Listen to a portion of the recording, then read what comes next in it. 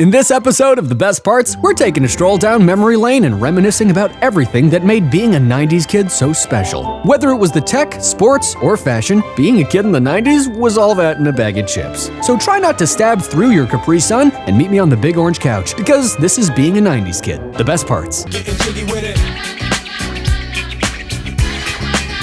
It didn't feel like it all the time, but 90s kids grew up in a pretty unique time. Living at the end of the 20th century and looking into the 21st meant that our lives were half analog, half digital. And no offense to my iPhone, but I kinda miss that lovably janky 90s tech. Rewinding VHS tapes, hoping the tracking didn't mess up when you recorded this week's episode of Hangin' with Mr. Cooper. There was the brief, glorious reign of Laserdisc, which even had games to play. But nothing beat blowing the dust off the old cartridge and settling in for a Mario 3 binge. And every 90s music fan remembers needing that one special tool, a pencil, to wind your cassettes back together. It was so exciting when we could finally get our music on CD.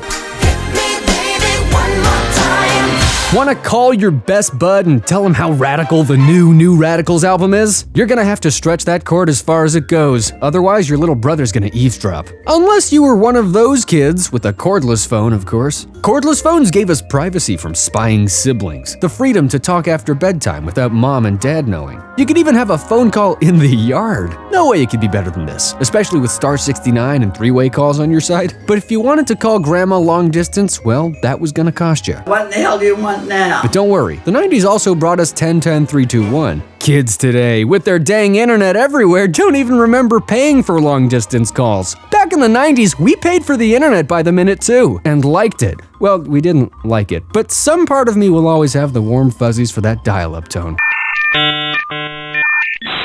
Budding romances over AIM, finally being able to use something other than grandma's outdated encyclopedias for research papers, going online really made you feel like a computer genius. Allison, can you explain what internet is? And when your rich best friend brought home the first iMac, you knew you had never seen anything cooler. All this new computer gear was pretty pricey, but hey, that's what layaway is for. They're smart, and there's Kmart smart. If you were watching ESPN in the 90s, then you were one lucky kid. First of all, you had cable, but really, 90s sports were a stratosphere all to themselves. Michael Jordan, Scottie Pippen, Magic Johnson, Larry Bird, Charles Barkley, Patrick Ewing, the entire 1992 Dream Team now that I think of it, Emmett Smith, Troy Aikman, Deion Sanders, and Michael Irvin, and that's just the Cowboys. Sure, the 94-95 MLB strike was a bummer, but the homer at the bad episode of The Simpsons got me through it. You're Darryl Strawberry. Yes. You play right field. Yes. I play right field too. So? Well, are you better than me? Well, I never met you, but yes. There's more to American sports than basketball, football, and baseball, though. Players like Pete Sampras and Andre Agassi made tennis more exciting than ever, and young Venus and Serena Williams ended up changing the game forever. Speaking of game-changing, how about that '99 Women's World Cup win? David Beckham's career at Man U got a lot of Americans interested in soccer for the first time. Tiger Woods brought new fans to golf, and Tony Hawk ollied his way into the mainstream. You want more details on any of these sports? Just ask Bo Jackson. Bo knows. What is he doing here? I thought this was another Bono's commercial. Bono's Sports, and here's one of the all-time great sports cameos. What, you guys don't remember Little Penny Hardaway? Am I so out of touch?